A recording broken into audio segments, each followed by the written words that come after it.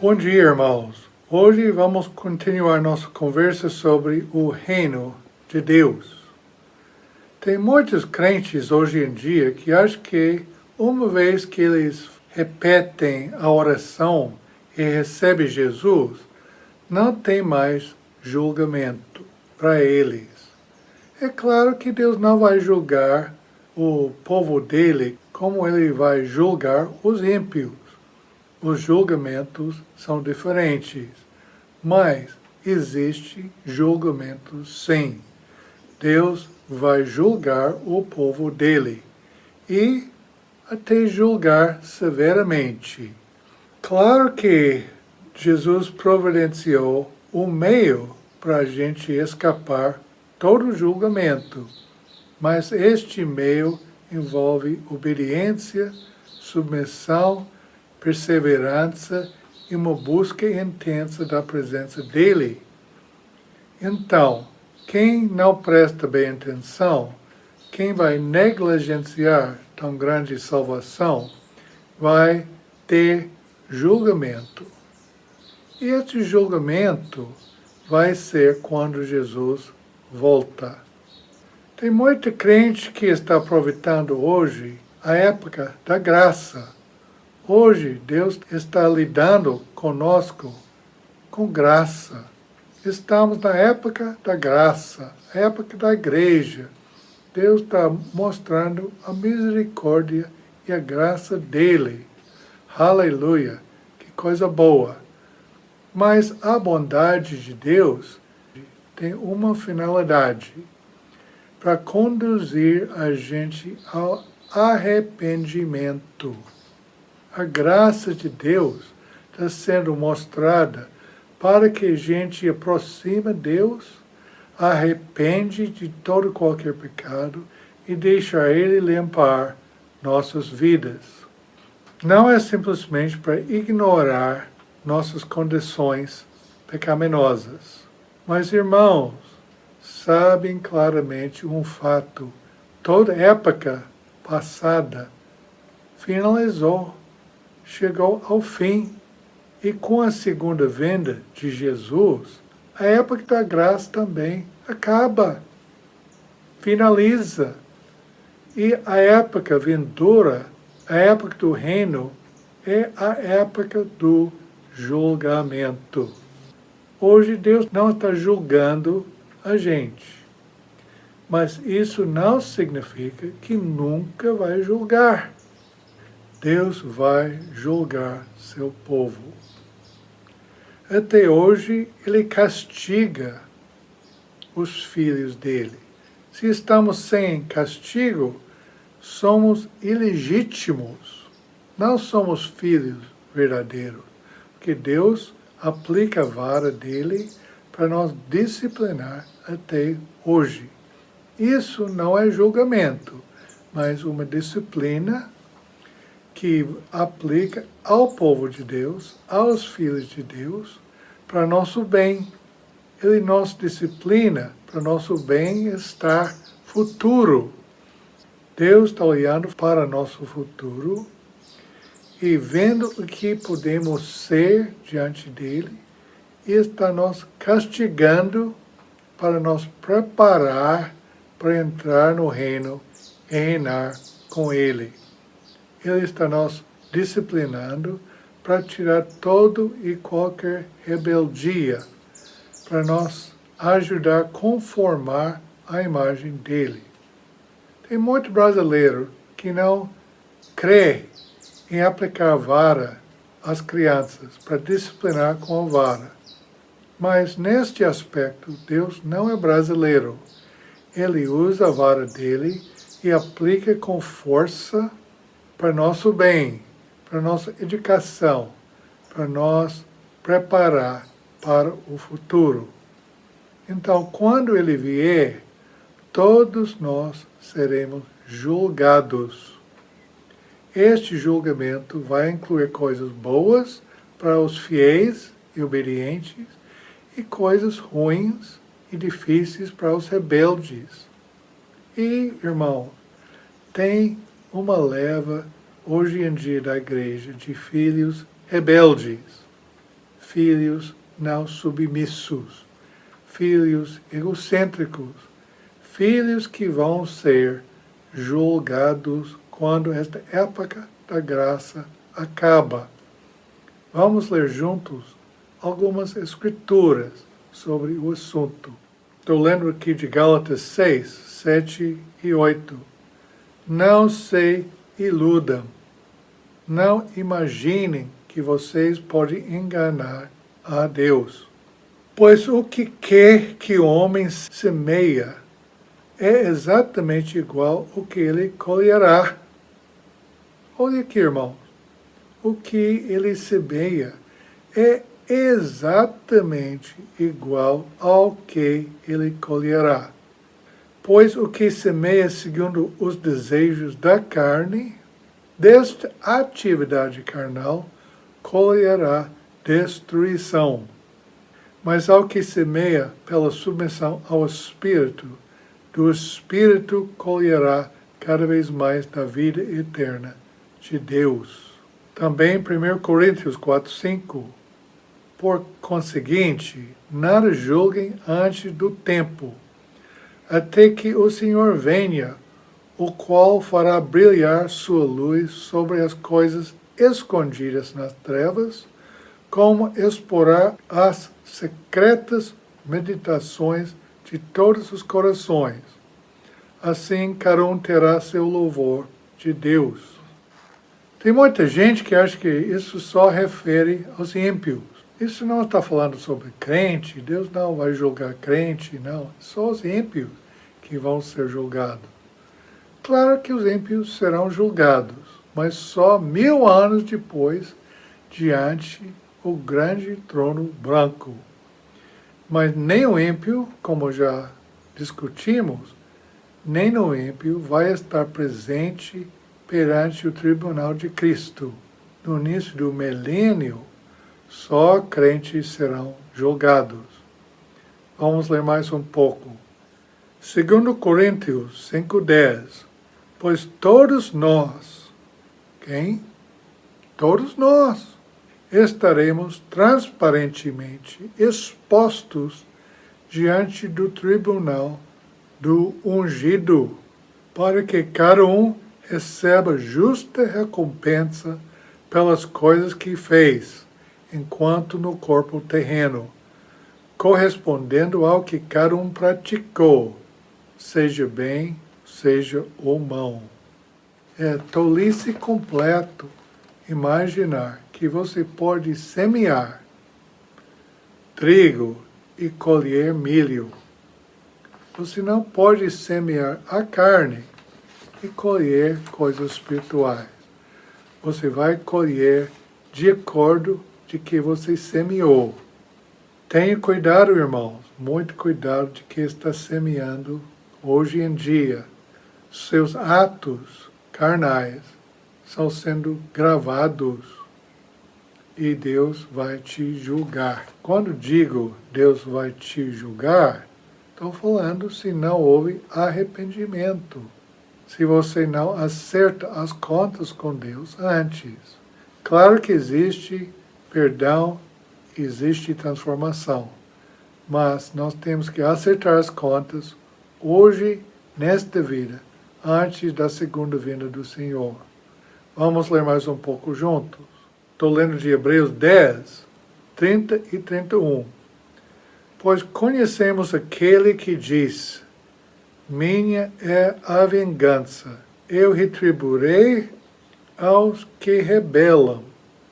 E novamente, o Senhor julgará o seu povo.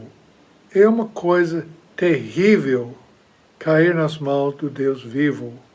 Apocalipse 2, 22. E recompensarei cada um de acordo com suas obras.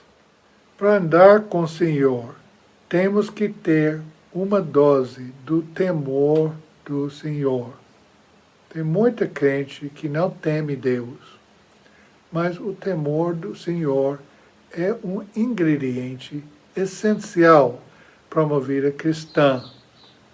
Se não tememos Deus, não vamos afastar de pecado O temor de Deus, seguindo as Escrituras, é o início de sabedoria, o começo de entendimento.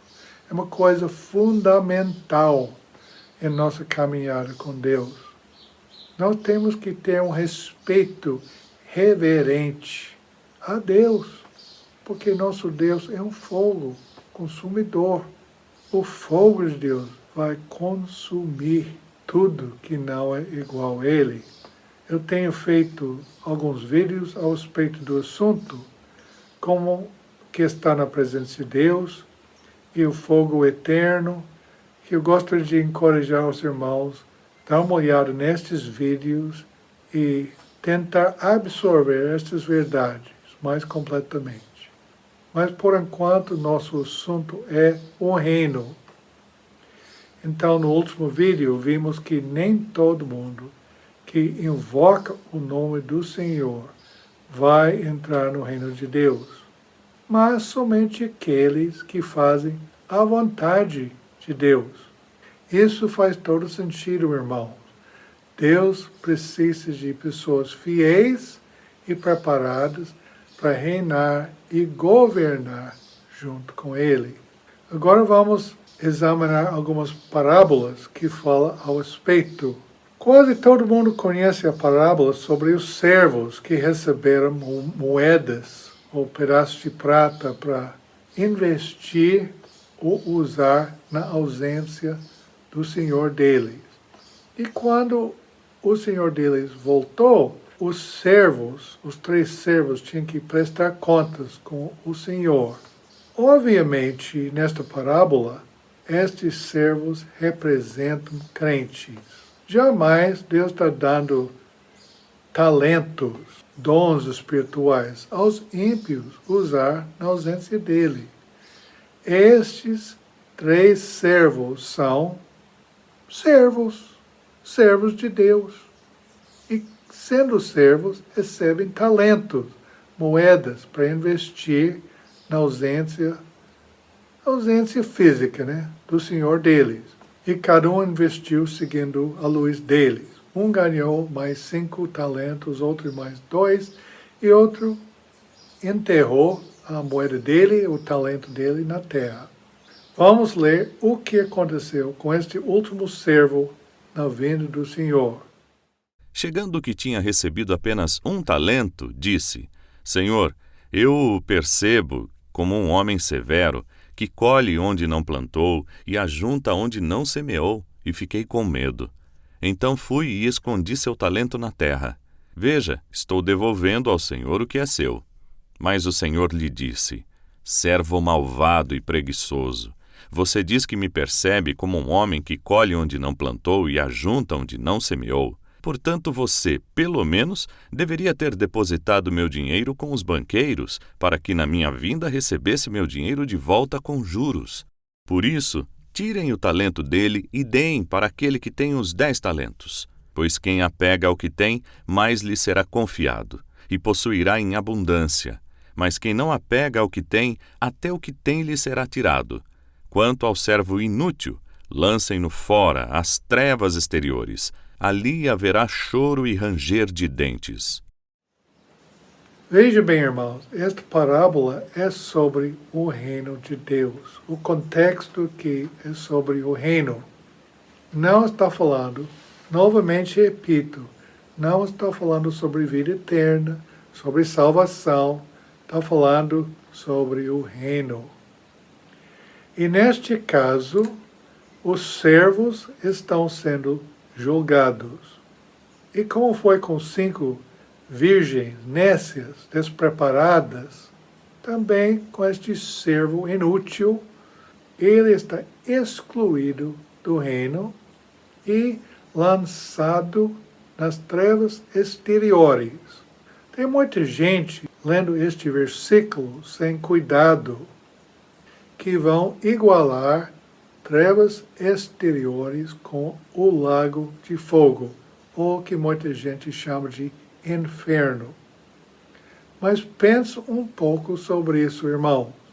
Na época de Jesus, não tinha energia elétrica. A única maneira em ter luz foi fogo, um tipo de fogo, uma lâmpada, uma fogueira. Só fogo produzia à noite luz. Então, ninguém naquela época vai pensar que o lago de fogo seria trevas. É um lugar de destruição, de punição, mas tem luz, tem fogo, não tem nada de trevas lá. Tudo exposto, tudo patente e tudo cheio de luz, por causa do fogo. Não existe fogo sem luz. Mas no caso aqui, este servo está lançado nas trevas exteriores, lugar sem luz. Isso é algo que não vai acontecer com ímpios, mas somente com crentes. Porque, repito, naquele momento, diante do tribunal de Cristo, somente crentes serão presentes para ser julgados. Então, esta pessoa, servo infiel, não pode ser descrente e não vai para o inferno. Não confundem estas duas coisas. Agora vamos ler mais um pouco adiante. Estejam vestidos e prontos e tenham suas lâmpadas acesas, e sejam como homens que esperam o seu senhor voltar das bodas, de modo que, quando ele vier e bater, estejam prontos para abrir. Bem-aventurados os servos que o seu senhor encontrará diligentes quando vier. Em verdade lhes digo que ele se preparará, fará com que se sentem para uma refeição e virá servi-los. E se ele vier no segundo período da vigília noturna, ou no terceiro, e os encontrar preparados, aqueles servos serão abençoados. E o Senhor disse: Quem, então, é o mordomo fiel e sábio a quem seu senhor confia sua casa para dar-lhe sua porção de comida no tempo adequado? Bem-aventurado aquele servo a quem seu senhor, quando vier, achar cumprindo sua tarefa. O que lhes digo é verdade. Ele o designará para administrar todos os seus bens. Mas se aquele mesmo servo disser em seu coração: Meu senhor está atrasando sua vinda, e começar a abusar dos outros servos e das servas, e a comer, beber e se embriagar, o senhor daquele servo virá num dia em que ele não espera e numa hora em que ele não imagina.